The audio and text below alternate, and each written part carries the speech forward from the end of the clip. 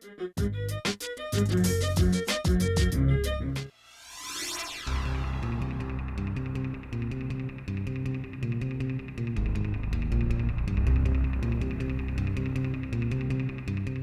thing I did at the time I learned how to write, there weren't any books on screenwriting. And the thing I did is, well, you know, the first thing I did is I got a copy of The Deer Hunter, the script, and at that time I had a typewriter, and I sat down and I retyped the whole script of The Deer Hunter. And it was always as though it was me who wrote it, you know, and afterwards I thought, geez, I've just written The Deer Hunter.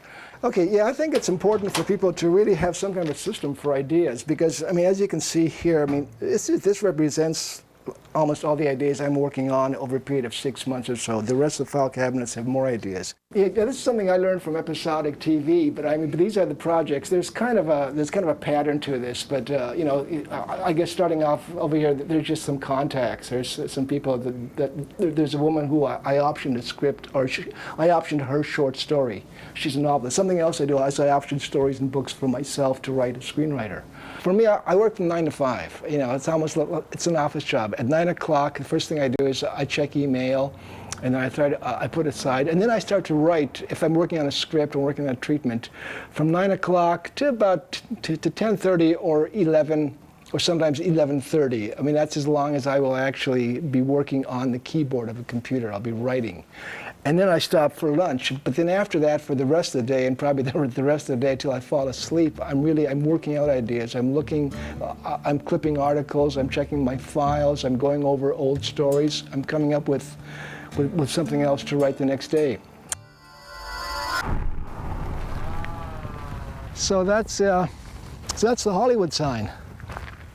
That's, you know, the interesting story about that happened in the 20s is there was an actress who was, I guess kind of a lesson to all of us. There was an actress, she tried to make it in Hollywood. She came from somewhere in Kansas, and she wasn't able to make it, and so she climbed up on the H, the letter H, and she jumped and she died. And so ever since then, it's been sort of a legend amongst actors, and I guess for most people in this town, that you have to be careful how seriously you sort of take the business. I start with an idea and a character, a situation and a character. And I take that and I start to look for a story to surround it. You know, the story is the formula part.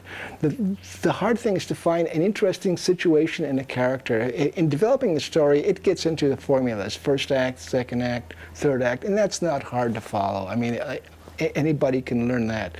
The hard thing is creating a character that's really interesting. It's a challenge for us to find strong enough material. I mean, 24 movies it's a lot of material we have to go through to find the right project that will work for the channel and work for it. Are they looking, or would they be interested in anything for older people, like I'm talking people who are retired people?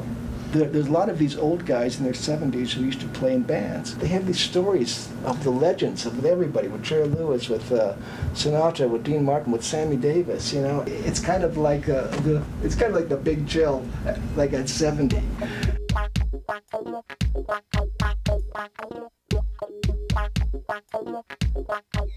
Come here, and all of a sudden, the heating bill is almost free. You know, there isn't any kind of change of clothes. For a long time, I would always, each morning I'd say, "Now I'm not sure as to what I should wear going to a meeting." But after a while, you realize that every day is the same. Every day is the same. There's a saying from William Faulkner. He said something like, in California, every day is the same. There's nothing that really happens. There's a leaf that falls, and one day you wake up and you're 60 and you realize that the only thing you've learned is how to make a left-hand turn on Santa Monica.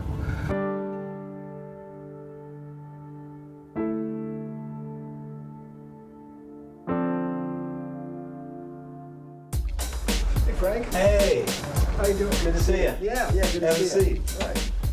Yeah, I just thought I'd drop by, and I'm going to be going out of town for a month. I'm going to manage. Jim and I have been working together about 6 years, and what makes it a great relationship is Jim is constantly writing, and we communicate all the time.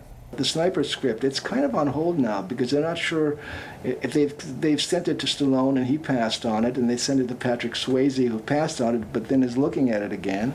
I should make a note to follow up with Troy too, because we sent the script to him a couple weeks ago. That's See right. if he had a chance to read it yet. The way you get an agent is A, by writing a lot, and B, by meeting people.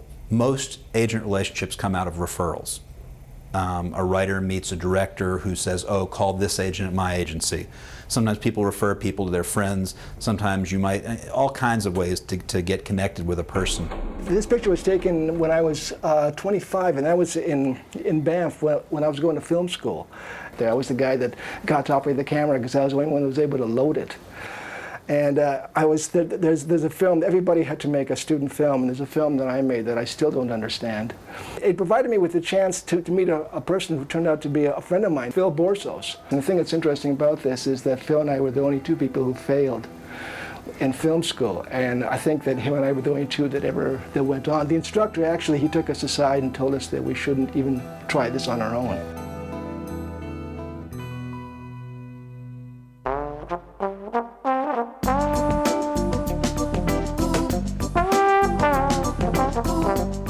It's worked out to me a few times where I've sold some pitches at the last minute when I ran out of ideas and they had passed on every idea I had, and I came up with just some crazy thing I had in my mind, and they liked it.